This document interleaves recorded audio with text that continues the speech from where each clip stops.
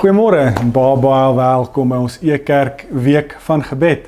Sondagoggend, dit is ons E-Kerk boodskap en ons skop vanoggend graag ons Week van Gebed af. Ek self en Stefan gaan vir die volgende paar preke vanoggend en maandag, dinsdag, woensdag aande, 1900 uur, hierdie oorhoofse tema van ons Week van Gebed, van bid en glo, bid en doen behartig. Waar ook al jy is, kom ek gaan vir ons voor en ons bid saam. Vader wat in die hemel is, dankie vir die eer en die voorreg wat ons het om reg oor die wêreld by mekaar te kom. Dankie vir tegnologie, dankie dat ons as E-Kerk familie by mekaar kan kom vanoggend en ons het almal dieselfde doel en intensies. En dit is dat ons afspraak met U het. Nog beter, U het 'n afspraak met ons. Here, dalk dat ons gespanne is of gejaag is, die jaar wat te vinnig afgeskop het en ons is gejaag. Laat ons vanoggend by voete kom sit, laat ons rus vind, laat ons na U toe kom, sodat ons kan hoor wat U deur U woord met ons gesels. Dat U Gees dit harder en dieper inpen in ons lewe in. En ons vra dit natuurlik nie omdat ons dit verdien of mooi genoeg of hard genoeg vra nie, maar alleen uit U seën in ons verlosser se naam, die naam van die Here Jesus Christus. Amen. Ek hoor onlangs baie 'n spesifieke woord wat jy dalk miskien al self gesê het of dalk ook baie hoor. 'n Woord wat sê ek maak dit nie. Nou hierdie woorde van ek maak dit nie, is nie noodwendig by gelowiges wat hulle geloof opgegee het nie, of hulle Bybel opgehang het nie, of gelowiges wat juis nie probeer verbeter in hulle geloofslewe nie. Maar hierdie sinnetjie van ek maak dit nie, hoor ek gereeld en meer by gelowiges wat juis probeer verbeter in hulle geloofslewe. Juis gelowiges wat kerk bywoon, wat E-Kerk se preke, se boodskappe bywoon, wat stilte tyd hou, kom net agter dat hulle sê, maar ek maak dit nie. Miskien is dit omdat ons te veel lysies maak, te veel goetertjies op ons lysie het om 'n beter gelowige te wees. Met ander woorde, ek moet eers reg wees, ek moet eers op die regte plek kom, ek moet eers my geloofslewe uitsorteer, ek moet eers reg wees, voordat ek kan begin bid, byvoorbeeld. Ek moet eers stil raak, ek moet eers al hierdie gejaagdheid van die wêreld wat van my vra, al hierdie eksterne impulse afsit, voordat ek tot rus kan kom by die voete van die Here. Ek moet eers my geloofslewe uitsorteer, ek moet eers goed genoeg, sterk genoeg glo, voordat die Here vir my luister. Ons kan as gelowiges hierdie swaar las, hierdie juk op ons skouers laai, om te dink ons moet eers iets doen, en eers op die regte plek wees, voordat daar van God se kant af 'n reaksie of 'n verhouding is van sy kant af. Nou die goeie en die slegte is, die goeie, ons gaan vandag by E-Kerk, hierdie week van gebed, gaan ons nie in hierdie lyn afloop nie, nee. Ons gaan ongelukkig nie vir mekaar metodes gee, lysies gee, tegnieke gee om beter te bid nie. Want hoekom nie? Want as dit nog ietsie wat op die lysie geplaas word. Dis nog ietsie wat op jou skouers gegooi moet word om te sê, okay, nou moet ek nou dit weer doen voordat dit gebeur. Nee. Ons wil graag hierdie week van gebed by E-Kerk begin deur 'n uitnodiging. Deur die Here Jesus Christus wat ons uitnooi om na hom toe te kom. Nou ons teksvers wat julle gesien het in die comments is Matteus 11 vers 25. Ek lees graag vir ons daaruit vanaf die Nuwe Testament.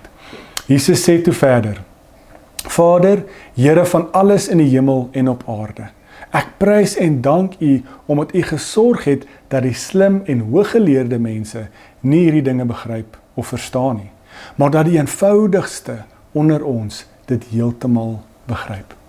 Nou hierdie Matteus 11 teksvers begin hier, Jesus, en wat ons eerstens mekaar moet raak sien, is dit begin met Jesus wat bid. Jesus begin sy uitnodiging wat ons hierna gaan lees in die volgende paar verse, begin Jesus met 'n hardop gebed, 'n verhouding wat hy het, 'n intieme verhouding wat hy met sy Vader het. Nou wat sê Jesus in hierdie gebed, voordat hy die uitnodiging rig? Is hy sê, dankie dat God se koninkryk, dat U koninkryk nie eerste oopgesluit is, of bedoel is vir die slimstes nie. Dat die koninkryk van God nie bedoel is eerstens, of oopgesluit word vir die mense wat geleerd is nie. Dat die mense nie eers hulle geloof moet uitsorteer, dat hulle nie eers moet regbid, dat hulle nie eers hulle ereklere in geloof of in verhouding met die Here moet kry, voordat die koninkryk vir hulle oopgesluit word nie. Nee, vir wie is die koninkryk van God bedoel? vir kindertjies. Vir mense wat dus afhanklik is, vir mense wat nie meer voorgeheel het alles onder beheer nie, vir mense wat bereid is om rou en eerlik in egtheid na hulle Vader toe te kom en dan oop te wees om dit te ontvang. Hulle wil nie eers hulle self bewys nie, hulle kom rou, eerlik en eg. Met ander woorde, die koninkryk van God is vir mense wat ophou voorgee, hulle kan hulle self red en wat soos kinders leer ontvang. Mag ek en jy vandag met hierdie week van gebed, hierdie as ons eerste tree gee, mag ons soos kinders leer om te ontvang. Laat ons hierdie swaar las en juk wat ons op ons skouers sit van nog ietsie wat ons moet uitsorteer in ons geloofslewe of in ons gebedslewe, vir 'n oomblik op sy sit en sê kom ons begin en ontvang. Tweedens, as ons hierdie teksvers verder lees, dan lees ons Matteus 11 vers 28 die volgende. Kom na my toe, elkeen wat nie meer verder kan nie en vir wie die laste van die lewe te veel geword het. Ek sal julle laat rus en weer krag gee om verder te gaan. So net nadat Jesus in vers 25 hierdie gebed met sy Vader het, kom hierdie uitnodiging. Uitnodiging wat die Here vandag vir my en jou, vir die week van gebed op ons harte kom skryf. So eerstens, Jesus praat nie uitsluitlik slegs vir algemene moegheid nie. Hy praat verseker vir mense, oor mense, en nooi mense uit wat uitgeput is vir die lewe. Miskien sit jy hier in Januarie sal klaar, te ver vir jou. Die jare sal klaar te veel. Kinders se lysies, die werk se verwagtinge. Nou moet ons op ons geloofslewe of ons gebedslewe ook nog uitsorteer. Dis juist daai wat ons kan uitput. Maar tweedens gaan hierdie uitnodiging wat Jesus hier doen, juist vir mense wat uitgeput is deur godsdiens. Dat godsdiens so swaar las geraak het, dat hulle wil moed opgee, geloof wil opgee. Mense wat reg is om heeltyd te dink, maar ek moet eers reg doen voordat die Here reageer. Ek moet eers dit doen, of ek moet eers dat doen, voordat die Here my gaan ontmoet, voordat die Here my gaan seën. Altyd die las dra van hoe geloof of godsdiens behoort te lyk. Hierdie lys, hierdie verwagtinge wat ons vir onsself neerskryf.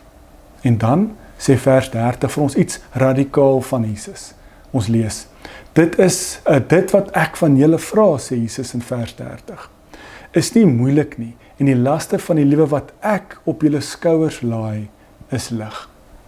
So hier lees ons in die 83 vertaling, die vertaling wat praat van die juk wat op julle skouers gelaai is. Dis in die Nuwe Testament as die las.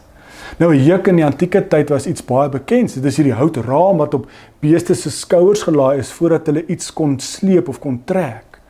Nou ook in die antieke tyd of in Jesus se tyd was die wet van Jodendom, die wet van die godsdienstige struktuur baie bekend of baie gewoond deur die mense genoem as die juk van die wet, die juk van die godsdiens. Met ander woorde, wat is die reëls, wat is dit wat ek mag doen en nie moet doen nie? En as jy weer kyk, dan raak hier die juk van wat die godsdiens, die wet van jou vra, so swaar, dat jy op jou knieë getrek word. Maar, die radikale woord is presies dit. Jesus sê dit anders. Hy sê, my juk, Jesus se juk, die las wat ek van julle vra, is anders.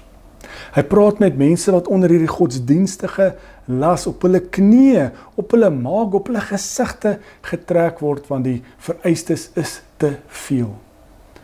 En wat Jesus hier vir ons sê is, as godsdiens, se stelsel, se manier, se reëls jou breek, dan het jy Jesus verkeerd leer ken. Jesus nooi ons nie uit om 'n swaarder of 'n ander tipe swaar las of juk te dra nie. Wat nooi hy ons uit na? Hy nooi ons uit 'n uitnodiging om te sê, kom vind rus by my, kom rus in my. Nou let op wat Jesus hier sê. Hy sê nie, gaan doen eers iets en dan kom jy terug nie. Hy sê nie, gaan maak eers reg en dan kom jy terug nie. Hy sê, moenie eers beter bid en dan sal jy tot rus kan kom nie. Nee, hy begin met 'n uitnodiging. Hy sê, kom. En vir ons week van gebed begin nie by jou vermoë, wat jy eers moet doen, eers iets reg kry voor gebed kan begin nie. Nee, gebed begin is 'n beweging nader na God toe. En dit is hoekom die teks my so gepas is as ons uitnodiging vir die week van gebed. Ons begin nie deur te sê, bid harder, bid beter, hier's 'n tegniek nie, bid meer nie. Nee, dit begin by, kom nader na Jesus toe. Kom vind rus by hom. Vir my is een van die mooiste voorbeelde van hierdie gebed, Psalm 131. Gee vir ons 'n voorbeeld van hierdie soort gebed. Ek lees, ek het my siel tot rus en stilte gebring, soos 'n kind by sy moeder. Daar nie 'n kind wat verduidelik nie 'n kind wat in die skool probeer ereklere kry en genoeg buitemuurs doen wat hy besiger is, meer besig is as die twee ouers saam nie. Nee, 'n rus wat 'n kind kry by sy moeder, 'n rus wat 'n kind het, soos Matteus 11 vers 25 sal sê, die koninkryk van God is juis vir hierdie kinders wat kan kom wees, wat kan kom rus by sy ouers. Vir baie mense het gebed harde werk geword. Nog 'n taak, nog ietsie wat ons moet doen. Die skuldgevoelens is dalk miskien ons moderne juk, die las wat op ons skouers is. Want ons bid nie lank genoeg nie, ons bid nie gereeld nie, ons kry nie antwoord op ons gebed nie. Maar vandag moet ons hoor, die Bybelse roete is om te sê, gebed is om te rus by God. Is om in rus en om stilte te kom in die teenwoordigheid van die lewende Here. Gebed rus nie laat ons net moet rus en passief wees nie. Maar dit 'n gebed wat hierdie Psalm 31, Matteus 11 roete is 'n gebed wat ons weet, Jesus het klaar gereageer. Ons hoef nie eers goed genoeg te wees voordat Jesus ons ontmoet nie. Gebed wat tot rus kom by die Here is 'n gebed wat God reeds ja gesê het.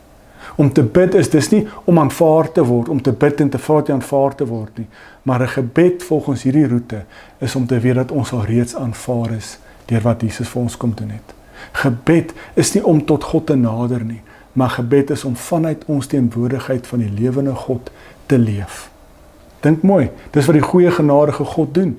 Hy het Jesus Christus ons aarde toe gestuur. Jesus Christus het homself doodgeloop aan die kruis vir my en jou. Dis hoekom Paulus kan sê in Romeine 8 vers 1, die straf is af, die oordeel is verby. Daar word nie meer boek gehou van ons sonde, van ons tekortkominge nie. Jesus het klaar gereageer. God het klaar gereageer deur die beste prys te betaal wat ek en jy nooit kan doen nie, deur Jesus Christus wat vir my en jou aan die kruis gesterf het. So Jesus het klaar gesê, klaar gedoen wat hy moes doen. Vanuit hierdie nuwe verhouding wat ons het, kan ons tot rus kom, kan ons nader kom en in God se teenwoordigheid inkom en wees. So lees ons dan ook dat Jesus sê, kom soos jy is. Miskien sit jy vanoggend weer in hierdie uitnodiging klink vir jou te goed om waar te wees.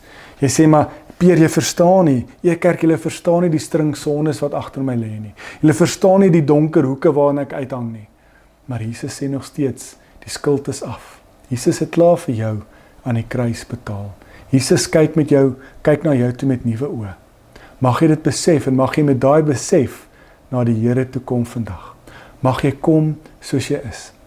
So nooi ons om te kom, nader te kom na die Here toe. Hy kom vir ons en vra om vir ons 'n bietjie te bly en ook so rus te vind by die Here. Ons gaan so die res van hierdie week presies hierdie roete sien waar Stefan môre aand vir ons juist die Lukas 10 roete gaan doen om te sê, hoe lyk dit om te rus by die Here? Eers moet ons kom na die Here toe, na hom toe nader, in sy teenwoordigheid kom en dan tot rus kom. Maar ook so is gebed meer as dit. Gebed kan maklik 'n wegkruipplek raak deur waar ons net rus. Maar gebed wat vanuit die teenwoordigheid van die Here gebeur, waar ons tot rus kom by die Here, is ook 'n lewe van gebed wat doen. 'n Lewe van gebed wat leef. Mag ons julle uitnooi na die week van gebed toe. Mag ons vir mekaar vra om na die Here toe te kom. Hy nooi ons uit. Hy wag nie dat ons eers onsself uitsorteer, dat ons eers ons gebedslewe uitsorteer, dat ons eers goed genoeg is nie. Nee, kom soos jy is.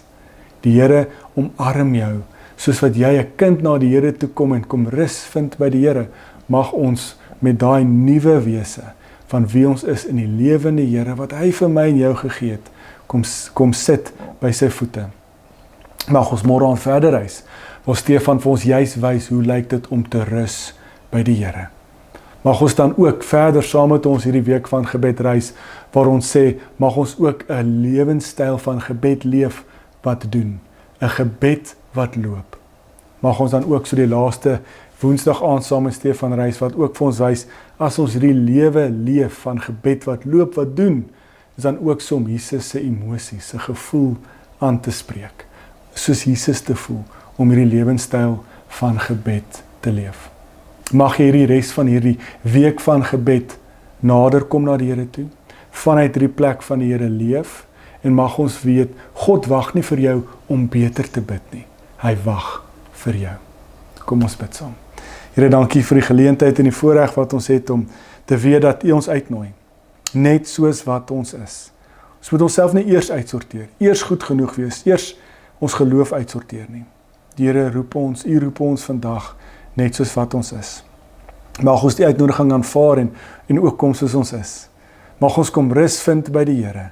Mag ons die res van hierdie week van gebed by voete kom sit en getransformeer word deur U wat U deur U woord vir ons wys hoe 'n lewenstyl van gebed lyk. 'n Lewenstyl van gebed wat loop, wat doen, maar ook so 'n lewenstyl van gebed wat die regte emosies het. Jesus se gevoel het, Jesus se emosies aanleer en aankweek. Mag ons die res van hierdie week hierdie reis saamvat as E-Kerk familie, en dankie dat ons weet, U nooi ons uit en U is die eregas vir hierdie week van gebed. Ons vra dit als in U groot en heilige naam alleen. Amen. Baie dankie dat jy ingeskakel het. Ons nooi julle nou reeds uit, soos jy gehoor het, vir die res van ons week van gebed. Maandag, Dinsdag, Woensdag aand om 19:00 7 uur die aand, 7 namiddag, dink ek is die Afrikaans, PM. Nou ons julle uit waar Stefan en ek die res van hierdie week van gebed saam met ons hierdie reis gaan behartig. Mag jy 'n geseënde naweek en week verder hê. Vrede vir julle.